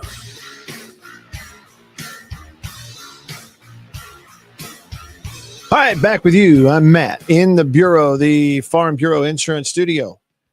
Farm Bureau, go! With the home team. They are your home team. One of the members of our home team here on the radio show, friend of the show, gets to come by most weeks, if not every, trying to. We wrap the show up and wrap the week up the right way at the end of the week with Bible questions with my friend Terry Fant, the pastor at Hickory Ridge Baptist Church, just down the road in Florence, Mississippi. And he's on your radio right now. Terry, I almost said happy Friday. It feels like Friday to me. It's just a Thursday, but happy Thursday then. Hope you're doing well. You, Matt, we've been in revival all week, so it has certainly seemed. I'm not sure what day it is. I'm not sure my name or anything really. Wait, revival at your church there in Florence? Yes, sir. Get this, man. We had 20 souls saved last night. 44 for the week so far. Man, that's great. That's great. Come on, Jesus. Does it go on through? I mean, is it all week or is it wrapped tonight? up? Well, so our plan, our as far as man's plans go, we plan through tonight. But man, we're just praying, and if it, I call it getting out of the banks. If it gets out of the banks again tonight, we may just extend it on. So we'll see what the Lord does. That's great. Well, let's see what the Lord does with this. Questions about a story in the Bible. It's in Acts chapter 12. Okay. Mm-hmm. And what I thought I might do, Terry, it's Acts chapter 12. The verses are 5 through 19. And what I might do is like read a few of the verses, then put it in your lap and see what you have to say about it. And then read a few verses and just kind of make our way through it that way, if you're okay. Okay, that sounds good. All right, so the story, Acts chapter 12, starting in verse 5, the story is titled Peter Freed from Prison. All right, so I'll start in verse 5. Peter was therefore kept in prison, but constant prayer was offered to God for him by the church. And when Herod was about to bring him out, I'm assuming that would be the bad guy. That night, Peter was sleeping, bound with 2 chains between 2 soldiers, and the guards before the door were keeping the prison. Now, behold, an angel of the Lord stood by him, and a light shone in the prison, and he struck Peter on the side and raised him up, saying, "Arise quickly," and his chains fell off his hands. All right, so are we we're looking, Terry, at a miracle. I mean, basically, right? That's what we're looking at, a miracle. Yes, sir. Yes, sir. Think about it. Herod has just killed James, and the Jewish people are just at a fever pitch. They're excited because they want to shut these followers of the way up. And as he saw how excited the people was, he grabbed Peter, puts him in prison, intending to do the same thing to kill him, and except that God had a different plan. All right.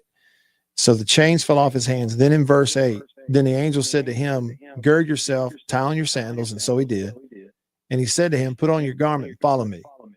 So verse 9, so he went out and followed him and did not know that what was done by the angel was real, but thought he was seeing a vision. What do you make of that, Terry? Is it like he's just foggy headed, he's been asleep, or do you think it's just so surreal that it's happening? Like, I don't know. I know that's interpretation, maybe personally, but what do you think about that? Well, I think all of the above. Okay. Think first of all of the context of the kind of peace that he has. I'm just going to say, if I'm chained between two dudes, even if it's a joke, I'm not going to sleep. Right. But being chained between two dudes, and I'm going to be killed like James was just killed by the same people. Yeah. It shows that Peter had the peace of God, and he's just sleeping. Yeah. And the angel has to strike him to get him up. And I think he's sleeping so hard, so peaceful, that now he's up and he's thinking, now, is this really happening or am I dreaming? You're right. That would be some of that. That would be some of that peace that passes all understanding that the Bible talks about. That's right. Okay. So verse 10, I'll go on a little here. When they were past the first and the second guard posts, they came to the iron gate that leads to the city, which opened to them on its own accord, and then went out and went down one street, and immediately the angel departed from him. And when verse 11, and when Peter had come to himself, he said, now I know for certain that the Lord has sent his angel and has delivered me from the hand of Herod and from all the expectation of the Jewish people. So it's like, I guess just 1 second the angel's there, 1 second he's not, and Peter's like, okay, it's clear what has just happened. Yeah, I love it. Says he came to himself. we do well when we come to ourselves. His senses have come back to him. He said, now what just happened was right. God just got me out of there, and here I am, free man. Free man.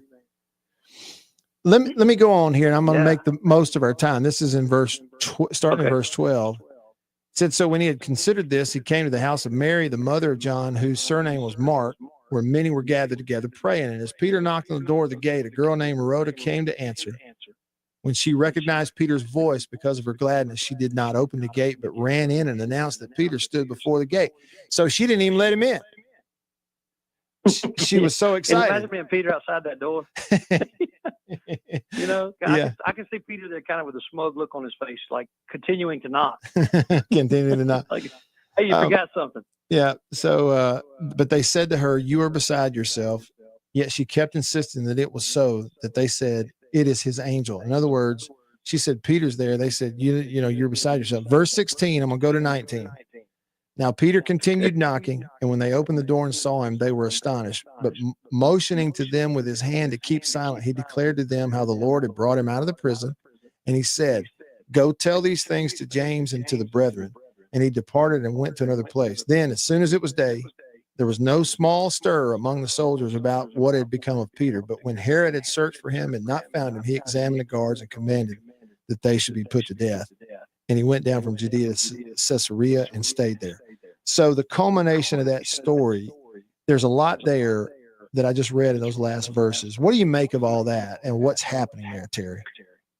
Look in going back to verse 5, Matt, think about the scripture tells us, we know why they were gathered in that room before he got there. It says that they were making prayer to God for him. Okay. So we know they're praying that God is going to protect him. They're praying that God's going to get him out of there. They don't want to see him die like James died, Mm-hmm. And so they're praying. And then all of a sudden he's knocking at the door, and Rhoda's so excited that she leaves him out there, and he keeps knocking. And think about this now. So they're praying, and they're having faith and trying to believe that God's going to get him out of there. And Rhoda answers the door, and there he is, and she runs in to tell him, and they argue with her. Mm. And so what I think about, Matt, in one of the greatest themes of this particular historical event is that how small is mustard seed faith? That's the question that comes to my mind. Mm-hmm. You know, Jesus said, if you have the faith of a mustard seed, you could say to this mountain, be removed, and it would go into the sea, and it would happen. And so I oftentimes wonder, well, how small is mustard? Because why did he pick a mustard seed and not a big old pumpkin seed? And that mustard seed, it's tiny. I mean, but you have to look hard to find it. You almost have to put it on a piece of white paper to see it. Right. And so this tiny, they're praying for this thing to happen. And then in those verses 14, 15, 16, they're arguing with her. It says she kept insisting, no, it is Peter. And they're like, no, it's not. Yes, it is Peter. And they say, well, it must be his angel. Think about this. They had more faith that it was his angel than it was him. Yeah. Wow. And yet there he was. So here's what I'm encouraged by, Matt. I'm encouraged that the tiniest bit of faith God is able to do exceedingly abundantly more than you and I can ever hope or dream up in our little minds. Including sending an angel, chains fall off, and Peter's out of there. Yeah, including healing a marriage, including healing a sick child, or delivering someone from that addiction that's got them so chained. Just a little mustard seed faith to believe God can. That verse you're referencing, Matthew chapter 17, verse 20, is where you see the red letters in your Bible. So Jesus said to them, because of your unbelief, for assuredly I say to you, if you have faith as a mustard seed, you will say to this mountain, move from here to there, and it'll move, and nothing will be impossible for you. So a person that doesn't have that faith, or doesn't feel like they have that faith, or doesn't know if they can, what's the first step? Well, we know. So if someone asked the question this way, how do I grow my faith? And that's a great question. And the answer is in Romans 10:17, when he says faith comes by hearing, and hearing by the word of God.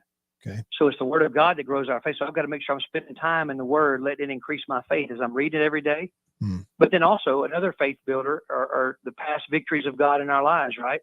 Right. When we're facing a giant and we're praying, you know, of a giant like Peter being in prison or whatever our giant, we spend time in the word, it builds our faith. And then we also look back to the things in our life that we thought we'd never live through, and yet God's brought us through them. And it increases our faith for today. So faith comes from hearing, and hearing by the word of God. And faith being important, because doesn't the Bible also say that without faith, it is impossible to please him? It sure does. In Hebrews, it tells us that specifically, Matt. So faith is huge, you know. And I'm mindful of the man who said to Jesus, he said, Lord, I believe, forgive my unbelief. That's great. And so I just want to encourage somebody listening out there today that they may not feel like they have enough faith to say the prayer. I say the prayer anyway. Say it with the tiniest little mustard seed of faith, and then trust that God can do the impossible. That's great. So, and if you're listening, you want to read this, Acts chapter 5 through 19, that story. And then Matthew chapter 17, verse 20, where Jesus spoke about the mustard seed of faith. Terry, thank you so much. Matt, thank you. That Acts 12 passage, man, it just gives me courage and encouragement in my little bit of faith. Acts 12, 5 through 19. He's Terry Fan. Have a great weekend, Terry. Talk to you next week. Thank you, buddy. God bless you, man. Thank you. Thank you. Designed to be the most powerful iPhone ever, there's more to the all-new iPhone.